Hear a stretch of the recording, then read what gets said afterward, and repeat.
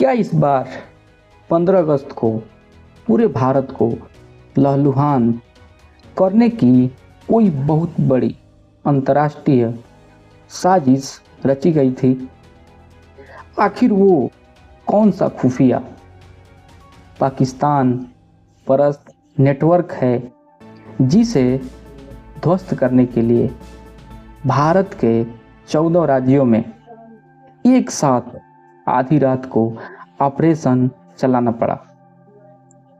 क्या देश के सबसे प्रतिष्ठित राजनीतिक दल की सबसे बड़ी नेता ने वाकई राष्ट्रीय गीत वंदे मातरम का अपमान किया, या इसके पीछे की कहानी कुछ और है? गृह मंत्री अमित शाह ने राजस्थान की वीरभूमि से गांधी परिवार को सीधे ललकारते हुए पूरे देश से माफी की मांग क्यों की? नमस्कार दोस्तों, आइए इन सवालों के जवाब जानते हैं आज के इस वीडियो में।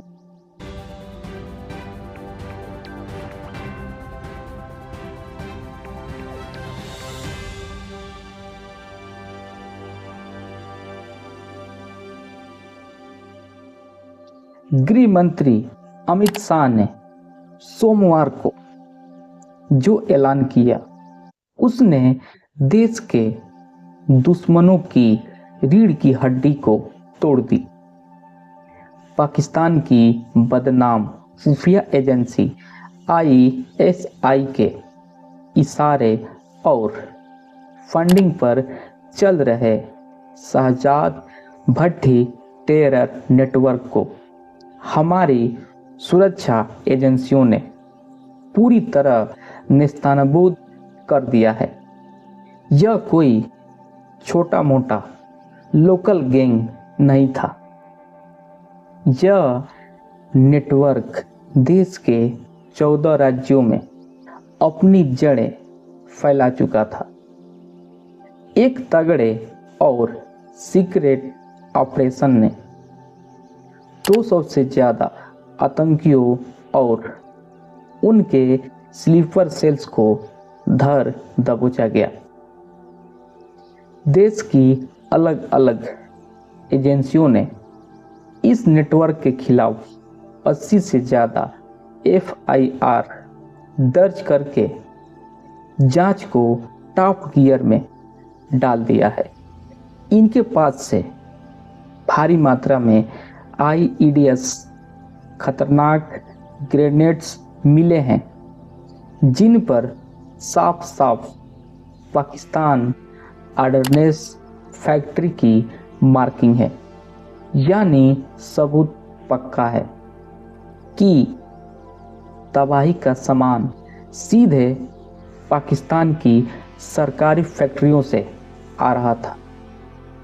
इसके अलावा जासूसी के लिए हाईटेक सर्विलांस और CCTV उपकरण भी बरामद हुए हैं। अमित शाह ने साफ कह दिया है कि भारत की अखंडता को छूने की कोशिश करने वालों का अंजाम यही होगा। अब रुख करते हैं उस सवाल की तरफ जो सीधे देश की सियासत में आग लगा रहा है। अमित शाह राजस्थान के चित्तौड़गढ़ में एक बड़ी रैली को संबोधित कर रहे थे। वहां उन्होंने सीधे कांग्रेस की पूर्व अध्यक्ष सोनिया गांधी को कटघरे में खड़ा कर दिया।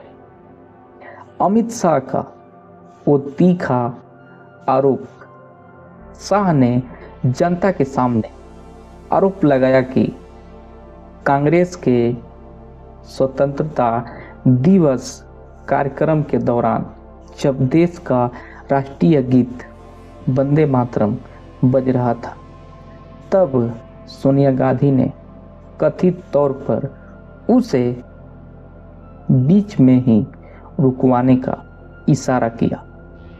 शाह ने गरजते हुए कहा, वंदे मातरम का यह अपमान देश की जनता कभी नहीं भूलेगी और ना माफ करेगी। इसके लिए सोनिया गांधी को पूरे देश से बिना शर्त माफी मांगनी होगी। लेकिन क्या ये पूरा सच है? कांग्रेस पार्टी ने तुरंत इस पर पलटवार किया है। कांग्रेस का कहना है कि अमित शाह सरासर झूठ बोल रहे हैं और राजनीति के लिए झूठ का सहारा ले रहे हैं।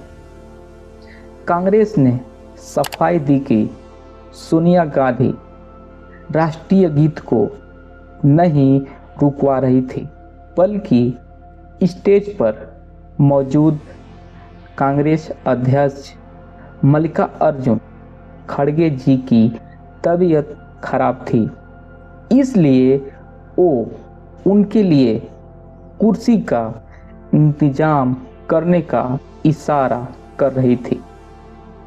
अब यह देशभक्ति का मुद्दा है या सियासी फायदे का प्रोपेगेंडा? यह फैसला देश की जनता को करना है। दोस्तों, अमित शाह सिर्फ राजनीतिक तीर चलाने राजस्थान नहीं गए थे, बल्कि भारत की प्रगति का नक्शा भी साथ लेकर गए थे। मुख्यमंत्री भजनलाल शर्मा के साथ मिलकर गृह मंत्री ने राजस्थान को 6,279 करोड़ की लागत वाले 933 विकास प्रोजेक्ट की सबसे बड़ी सौगात दी है। अलवर में 200 करोड़ की भारी भरकम लागत से एक अत्याधुनिक सरस डेयरी प्लांट की शुरुआत की जा रही है। अलवर के लोगों के लिए एक शानदार मेडिकल कॉलेज की नींव रख दी गई है और सबसे बेहतरीन बात, मुख्यमंत्री रोजगार उत्सव के मंच से 10,500 से ज़्यादा युवाओं को सरकारी नौकरी के अपॉइंटमेंट लेटर बांटे गए।